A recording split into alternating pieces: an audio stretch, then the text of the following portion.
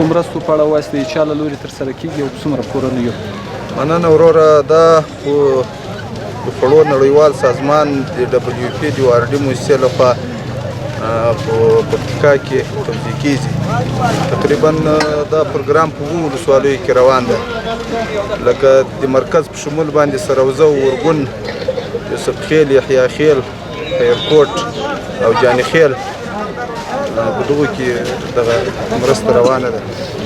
او تقریبا په دغو ولسوالیو کې د 50,000 کورنیو سروې سوې ده، چې هغه اړمنې کورنۍ دي او د خوړو نړیوال سازمان لخوا مرسته ورسره کېږي.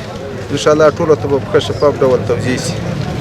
نورو خیریه مؤسساتو نه مو غوښتنه څه ده، ځکه غربت حکیم ده او تر څو پورې د ژمي په دې سختو شپو کې ټولو خلکو ته مرستې ورسېږي. یوه یادواري به زه وکوم چې د WFP د URD موسسې په پلان کې نورې مرستې هم شامل دي، هغه به ماینده میاشتو کې انشاءالله سروې وشي او وبسي.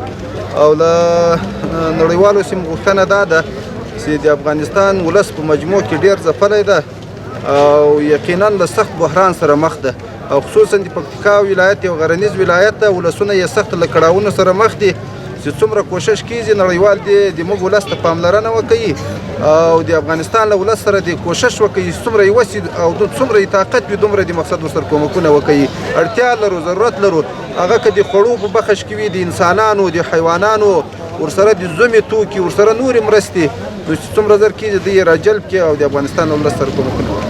رئیس صاحب، ځینې سیمې داسې دي چې هغوی په مسجدونو کې نه دي راټول، پراخې سیمې دي، وتلې سیمې دي، په دښتو کې کورونه دي، خلک غریب دي. هغوی یو ستونزه دا لري چې موږ ته تر اوسه مرسته نه ده رسول سوې او ډېر وخت هغه د قومي مشرانو له لورې هم لیکل سوي نه دي. د دوی دپاره هم کوم پروګرام لرئ تر څو دوی ته مرستې ورسېږي؟ دغه موضوع د هرې ولسوالۍ قومي مشرانو له موږ سره شریکه کړې ده. موږ له اړونده ادارو سره چې هغه دلته کومکونه کوي له هغو سره هم دغه مسله شریکه کړې ده.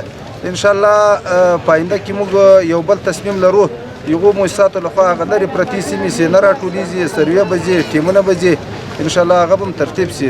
زر ده چې هغه کار مکمل چې موږ وعده ورکړې ده او وعده ورکوو، دا خلک دې مطمئن اوسي انشاءالله هر چا ته په شفاف ډول خپل حق ورسي. ډېره زیاته مننه. خیر.